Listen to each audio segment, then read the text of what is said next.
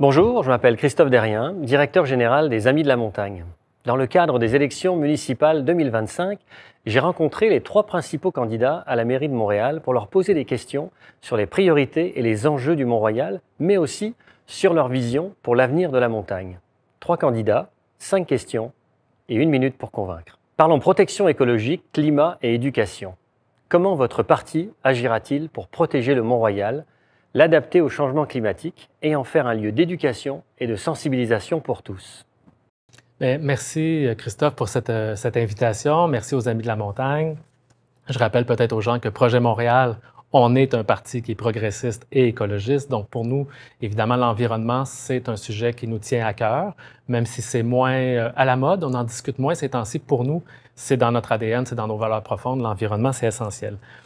Le Mont-Royal, c'est le joyau le plus précieux pour les Montréalais et les Montréalaises. On n'a rien de plus important que ça à Montréal en termes de patrimoine naturel, patrimoine architectural. Pour la population, c'est vraiment important.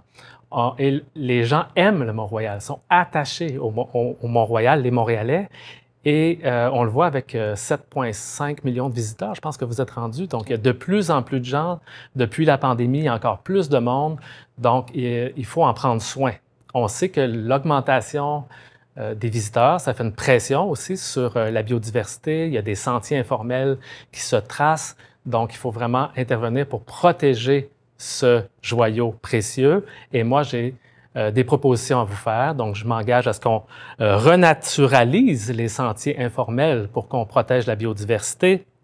Je m'engage pour qu'on assure une signalisation claire dans le parc pour que les gens comprennent où sont les sentiers habituels, qu'on aménage des nouveaux espaces pour accueillir la population, dont un nouveau belvédère, et qu'on travaille évidemment étroitement, qu'on continue la belle collaboration avec les Amis de la Montagne pour l'accueil, l'éducation des citoyens et des citoyennes.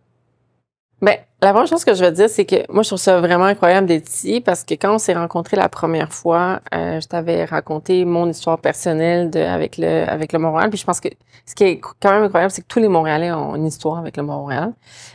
Moi, j'en ai une comme nouvel arrivant de venir ici, en haut, au lac des Castors.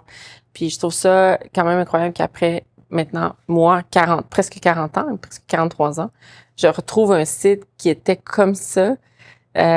Aussi beau que quand je suis venue il y a 45 ans. Et ça fait référence justement à la préservation, le fait qu'on a pris soin de ce parc puis qu'on l'a amélioré au cours des années.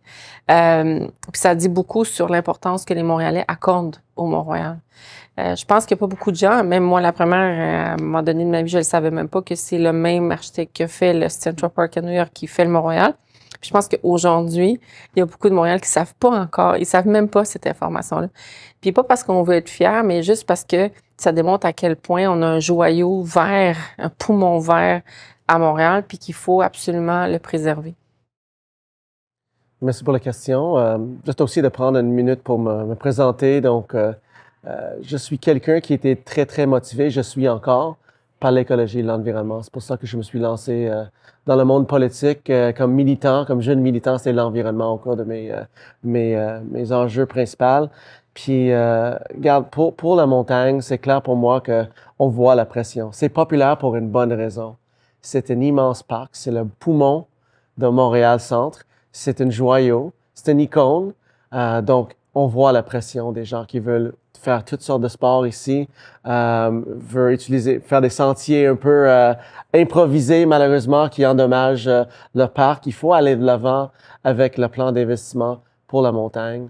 Il faut continuer à investir pour la réfection et la protection de notre montagne pour que les gens puissent le respecter, mais que ce soit aussi bien aménagé, comme il faut, de façon très naturelle. Il y a des nouvelles techniques pour ce faire.